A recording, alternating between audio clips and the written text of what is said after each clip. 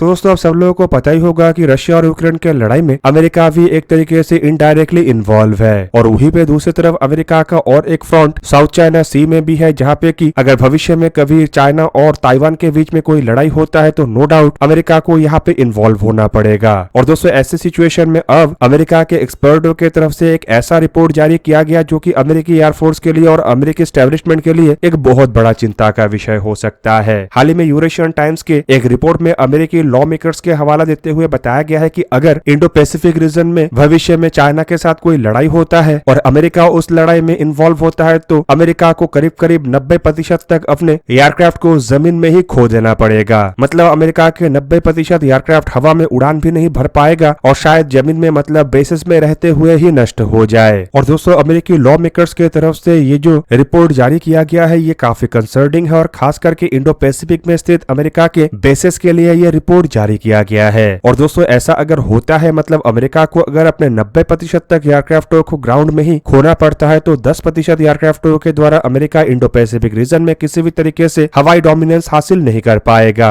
Basically अमेरिकी law makers का कहना है कि इंडो पैसिफिक रीजन में जो अमेरिकी एयरफोर्स की बेसिस है वहाँ पे बेसिस में एयरक्राफ्टों के शेल्टर और बेस के जो प्रोटेक्शन मैनेजमेंट है उसमें कमी होने के कारण अमेरिका को इस तरीके का नुकसान होगा। और बेसिकली दोस्तों बताया जा रहा है कि एक रिपब्लिकन लॉ मेकर के तरफ से 8 मई के दिन अमेरिका के सेक्रेटरी ऑफ एयरफोर्स और नेवी को एक लेटर लिखते हुए इस बात का खुलासा किया गया है और उनके तरफ से ये भी वार्निंग दिया गया है कि इन चीजों को एड्रेस करने के लिए जल्द से जल्द सिक्योरिटी को एनहांस करना पड़ेगा। दोस्तों इस लॉ मेकर के तरफ से वार्निंग देते हुए ये भी बताया गया है कि फिलहाल चाइना के पास इस तरीके का हथियार आ गया है कि यूएस एयर बेसिस के ऊपर जो यूएस के एयर और मिसाइल डिफेंस सिस्टम है उसे ओवर पावर कर सके। इवन उनके तरफ से वार्निंग देते हुए ये भी बताया गया है कि अगर अमेरिका की तरफ से अब से ही कोई स्टेप नहीं उठाया जाता है तो लड़ाई जैसे सिचुएशन में क्रिटिकल एयर एसेट और लॉजिस्टिक सप्लाई चेन में इश्यूज के कारण अमेरिका को नुकसान झेलना पड़ सकता है और इवन इसके लिए लड़ाई जैसे सिचुएशन में अमेरिका का काफी अधिक नुकसान होगा। दोस्तों रिपब्लिकन लॉ मेकर के तरफ से ये भी बताया गया है कि इंडो पैसिफिक में अमेरिका के जितने भी बेसेस है वहाँ पे ज्यादातर जगहों में एयरक्राफ्टों को प्रॉपरली रखने के लिए प्रोटेक्टेड शेल्टर नहीं है। इवन कई सारे जगहों में तो एयरक्राफ्टों को एक दूसरे के काफी नजदीक रखा जाता है और ऐसे में अगर किसी एक एयरक्राफ्ट के कोई हादसा होता है तो उससे चेन रिएक्शन शुरू हो सकता है और दूसरे एयरक्राफ्ट भी उन हादसे का चपेट में आ सकता है। इवन अगर लड़ाई जैसे सिचुएशन में चाइना की तरफ से कोई प्रीएम्प्टिव अटैक किया जाता है मतलब पहला कोई स्ट्राइक किया जाता है तो नो डाउट चाइना इस तरीके से प्रोटेक्टेड शेल्टर के कमी वाले एयर बेसेस के ऊपर हमला करेगा और जहाँ पे एयरक्राफ्ट एक दूसरे के काफी नजदीक रहता है वहाँ पे अगर कोई हमला होता है तो एक नहीं बल्कि एक से अधिक एयरक्राफ्टों का नुकसान होगा।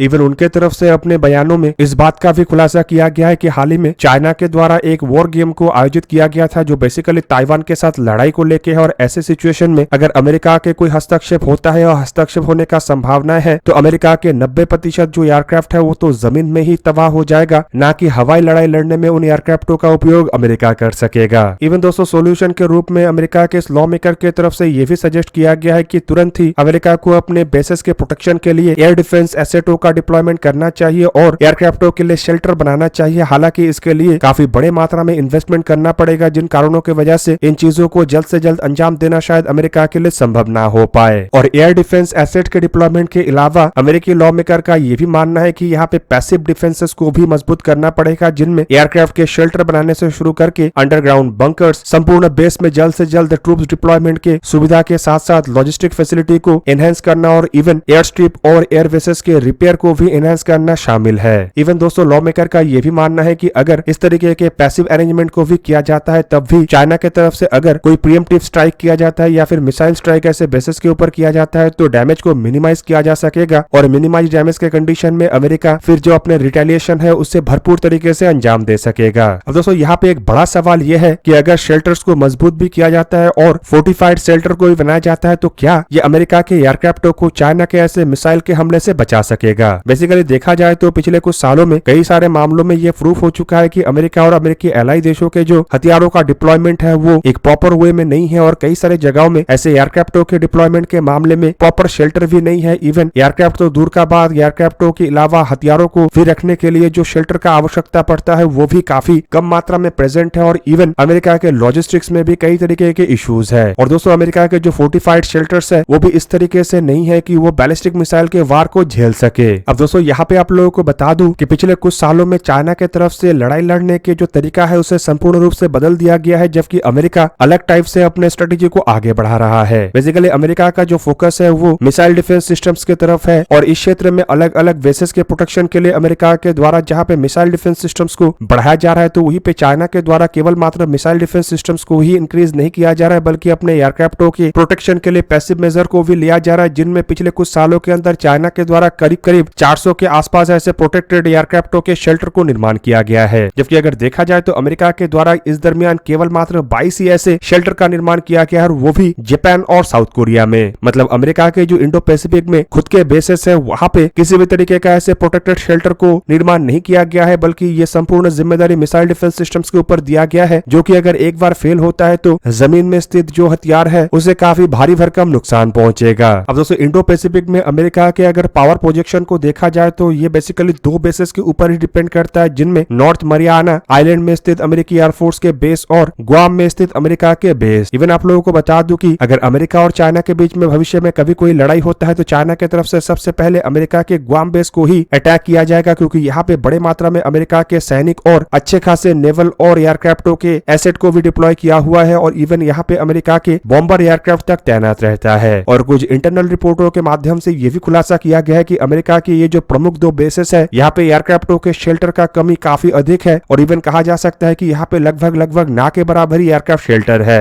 हालांकि दोस्तों एयरक्राफ्ट को वेदर के मार से बचाने के लिए जो शेल्टर्स को बनाया गया है वो केवल मात्र वेदर के ही वार को झेल सकता है और मिसाइलों के वार को झेलने में असमर्थ है, क्योंकि ये सब शेल्टर हार्ड एंड शेल्टर नहीं है, बल्कि केवल मात्र इस तरीके का शेल्टर है जो कि धूप, बारिश और तूफानी हवाओं से ही एयरक्राफ्टों को बचा पाएगा। वहीं पे अगर दोस्तों ऐसे शेल्टर के ऊपर चाइना के मिसाइलों का वार होता है तो नो डाउट किसी भी तरीके से ये शेल्टर एयरक्राफ्टों को बचाने में समर्थ नहीं होगा। मतलब दोस्तों अगर अपने बेसेस को और अपने एयरक्राफ्टों को अमेरिका को बचाना है तो मिसाइल डिफेंस सिस्टम्स के साथ साथ कंस्ट्रक्शन वर्क में भी अमेरिका को काफी अच्छा खासा इन्वेस्टमेंट करना पड़ेगा। और आप लोगों को बता दूं कि फिलहाल ये जो कंस्ट्रक्शन वर्क में इन्वेस्टमेंट है यही अमेरिका के लिए एक बहुत बड़ा चैलेंज है, क्योंकि पिछले कुछ सालों में अमेरिका अपने डिफेंस बजट के केवल मात्र 2% ही कंस्ट्रक्शन वर्क में इस्तेमाल किया है, जो कि ऐसे बेसेस को जल्द से जल्द रिपेयर करके शेल्टर को बनाने के लिए काफी नहीं है। मतलब अमेरिका को सबसे पहले अपने कंस्ट्रक्शन वर्क के लिए जो इन्वेस्टमेंट है उसे इंक्रीज करना पड़ेगा, तभी जाके अमेरिका अपने करीब करीब 90% तक एयरक्राफ्टों को सिक्योर रख पाएगा।